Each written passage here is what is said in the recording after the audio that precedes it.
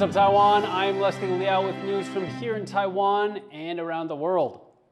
Two more research centers have joined forces to help create military drones for Taiwan as part of its growing ambition to become a major drone supplier. The MOU between the Zhongshan Institute and National Zhongzhen University is aimed at building drone supply chains that don't rely on Chinese-made components. It was signed as the institute released footage of its new Jinfeng-1 attack drone successfully identifying a target and detonating nearby. China currently dominates the global drone market. Two Chinese aircraft carriers have recently been spotted operating in the Indo-Pacific. One of them, the Liao, sailed past Taiwan earlier last week. This kind of activity is often seen as an indicator of Beijing's aggression toward Taiwan. So is this latest movement a cause for concern or a new normal? Our defense reporter Jaime Ocon spoke to Thomas Shattuck from the Perry World House Research Center in Philadelphia to find out. So Thomas, as of recording this, we're seeing two Chinese aircraft carriers operate in the Indo-Pacific. I want to speak specifically about the Liaoning, the one that's in the Western Pacific. Do you think this deployment is trying to send a message to Taiwan like we've seen in previous exercises or transits by this carrier? Obviously, when it comes to something moving in the Taiwan Strait or the east of Taiwan, it has to be about Taiwan.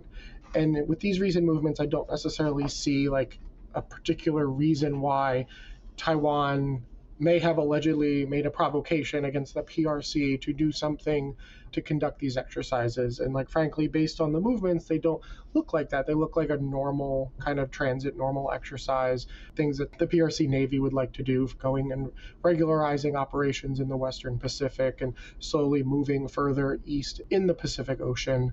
Things could change on the way back. When the carrier returns, that's when a Taiwan-related exercise could occur. But as of today, it looks like a normal operation in the Western Pacific.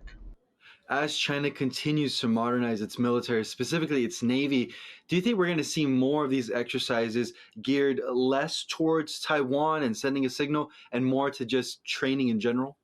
The PRC now has two aircraft carriers. They're not just going to sit somewhere in port. They're going to be operating regularly in the same way that other countries and other navies have aircraft carriers. So while given the state of cross-strait relations, U.S.-China relations, any movement of these two carriers is going to be looked at and analyzed with a magnifying glass. But there will come a time where, yes, you don't necessarily have to cry wolf every time the Shandong or the Liaoning operate. You look at, well, what is the circumstances that cause the specific movements? Is there something larger going on with the aircraft carrier movements? And we don't really see that. And if you look at the map of the movements over the last couple of years, you could argue that these movements are not necessarily even about Taiwan. They're more to the Philippines east, further south, and to Taiwan's east. So we don't really talk about what is the intimidation of these aircraft carriers operating in what is essentially the Philippine Sea. Why is the conversation always about intimidating Taiwan when, given the state of PRC-Philippine relations in the South China Sea, we have an aircraft carrier operating on both sides of the Philippines? We have one in the South China Sea and one in the Philippine Sea. There's been a lot of speculation about how advanced China's Navy and its military is. Where do you think we are in terms of having capabilities to go out deep into the Western Pacific? So yeah, they do have capabilities, that's clear. They have two aircraft carriers that are now able to operate in the Western Pacific, but they're getting better at things. And we saw with the air defense identification zone incursions, we're on year 4.5 of those. They started in September 2020 regularly, and it took them a long time to go from the South China Sea and then using provocations or so-called provocations to move further north and now around Taiwan. So obviously they're going to need to have more aircraft carriers. They're going to need to be able to carry more aircraft and fly more sorties off of them and practice that in the Western Pacific. So I think we should keep an eye on those things and how they relate to other intimidation tactics of Taiwan.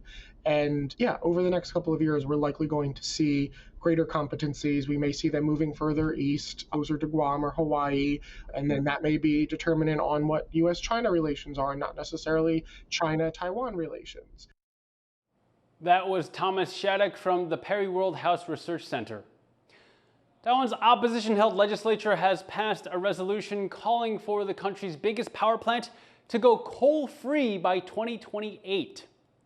台中发电厂应逐年提出并落实减煤计划，并在2028年完成无煤中火之国家减碳目标。The resolution was put forward by the opposition Kuomintang and the smaller Taiwan People's Party. They say the Taichung power plant in central Taiwan, one of the world's biggest coal-fired power plants, has damaged local air quality and affected people's health. It comes as ruling and opposition parties clash over the country's energy policy. Taiwan shut down its last nuclear reactor last month, but the opposition has been trying to reverse course on the government's nuclear-free policy. The DPP has criticized the resolution, saying Taichung's coal consumption actually soared when the KMT was in power. 台中人什么时候用废发电，什么时候火力全开，就在马总统执政的时候。 Taiwan's state-owned energy provider Taipower has said that going coal-free by 2028 would paralyze the country's power grid. Things aren't looking great for world trade, at least according to the Organization for Economic Cooperation and Development, or OECD. The group of 37 developed countries says they expect global GDP growth to be even less than previous estimates. But as Chris Gorin reports, Taiwan's central role in the tech industry is saving the country from being even harder hit. The global economy is cooling. That's the assessment of the OECD, which released a report downgrading its economic outlook for 2025. The organization now expects global real GDP growth to drop from 3.3% last year to 2.9% for both 2025 and 2026. The OECD, which represents 37 developed nations, made clear during the report's release that U.S. tariffs and the global trade war are to blame. And the context is the significantly increased economic and trade policy uncertainty, tighter financial conditions, lower business and consumer confidence. The news comes as U.S. President Donald Trump doubled tariffs on steel and aluminum and set a deadline for countries to offer up better trade deals. But his so-called reciprocal tariffs are now caught up in court challenges and could be struck down as soon as next week. The one bright spot in the report? Artificial intelligence, a technology powered by Taiwan's semiconductor industry that's seeing high levels of investment. I've been speaking with economists today about how Taiwan might fare as this trade war continues, and here's what one told me. So going forward in the second half of 2025, the positive news is that Taiwan will continue to benefit from the AI boom driven by the semiconductor industry as companies invest more in this industry. However, the downside is also that Taiwan will see risk in the interest rate side, that it is not able to cut as many times as many other countries. So this is why we expect Taiwan to still grow at 2.8% this year, which is slightly lower than the OECD expectation. So while Taiwan isn't fully escaping the effects of this economic uncertainty, its central role in one of the fastest growing sectors of the world economy is providing it with at least some cushion. Devin Tsai and Chris Gorin for TaiwanPlus. And thank you for watching What's Up Taiwan. You can visit the TaiwanPlus website or follow our social media for more stories from Taiwan and around the world. Finally, take a look at mass bloom of lilacs in a public park in Moscow. I'm Leslie Liao, take care and see you next time.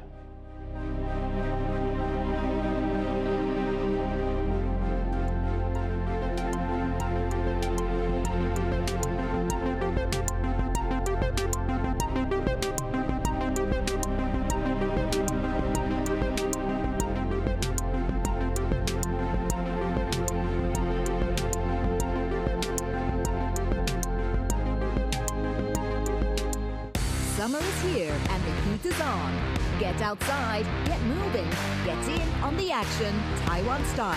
From epic trails to wild rivers and sun-soaked waves, adventure is everywhere. When the day cools down, the competition lights up. Fast plays, big moments, and non-stop excitement. All the action, all in one place. Game On Taiwan, where the action lives.